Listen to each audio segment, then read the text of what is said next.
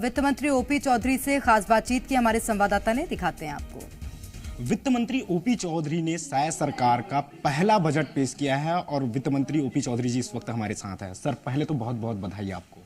जी बहुत बहुत धन्यवाद, जय जोहार। सर, ग्रेट सीजी थीम पे आपने ये बजट पेश किया है, क्या है और किस तरह आपके दिमाग में? ग्रेट सीजी का एक ग्रेट बजट है। ग्रेट सीजी के जो एक एक लेटर का अर्थ है, जी के लिए गारंटी, आर के लिए रिफॉर्म्स, ई के लिए इकोनॉमिक ग्रोथ, ए के लिए अचीवमेंट, टी के लिए टेक्नोलॉजी, सी के लिए कैपेक्स और जी के फिर लास्ट जी के लिए गुड गवर्नेंस।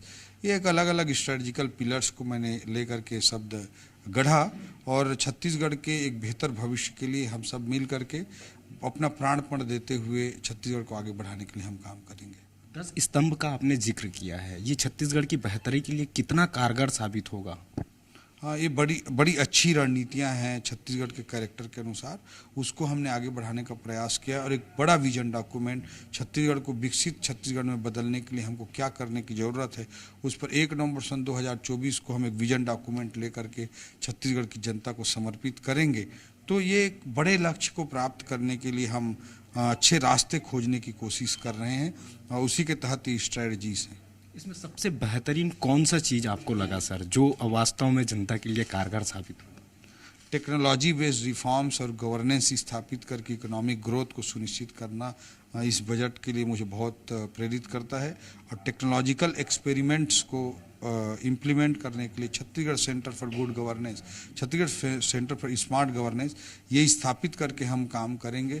इससे निश्चित रूप से सभी जगह सिस्टम में सुधार आएगा, टैक्स कलेक्शन हमारा बढ़ेगा और गरीबों के लिए जो ज्ञान का कॉन्सेप्ट हमने दिया है, जी फॉर गरीब, वाई फॉर युवा, ए फॉर अन्नदाता एंड एन फॉर नारी, जो ज्ञान है इसमें इन चारों वर्गों को जो मोदी जी की विजनरी नज़र जिसे देखती है, जिन स्वरूपों में देखती है, उसका अधिकाधिक विकास हम सुनिश्चित कर पाएंगे।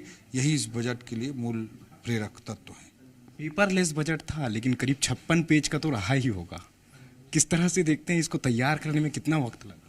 इसमें पेज महत्वपूर्ण नहीं होता है, अलग अलग स्ट्रेटजी एक एक लाइन को लिखने के लिए अगर अच्छे तरीके से थॉटफुल तरीके से अगर लिखा जा रहा है तो बहुत मेहनत करनी पड़ती है। 56 पेज का बजट भाषण था और इस पे ये पेपरलेस था। हम टेक्नोलॉजी को हर जगह प्रमोट कर रहे हैं, इसलिए बजट को भी हमने पेपरलेस तरीके से प्रेजेंट किया। सर, 22% अधिक पिछली बजट से, लेकिन कहीं ना कहीं खजाना खाली था, कितना चुनौती भरा रहा?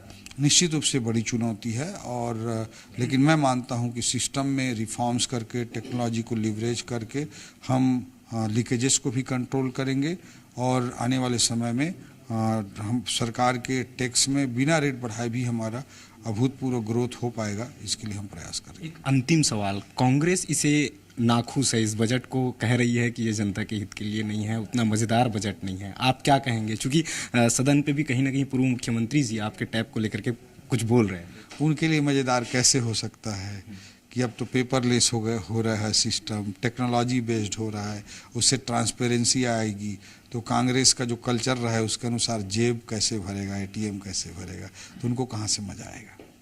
बहुत बहुत शुक्रिया। तो ये थे हमारे साथ ओपी चौधरी जी, जिनका सीधे तौर पे ये कहना है ये बजट कहीं ना कहीं न केवल युवाओं बल्कि हर एक वर्ग को कहीं ना कहीं साधने के साथ साथ और उनके विकास को लेकर के, खासकर छत्तीसगढ़ के विकास को लेकर के एक नई थीम के तहत ये बजट पेश किया गया है। कैमरामैन सुनील सनोडिया के साथ राजेश निषाद, जी मीडिया, रायपुर।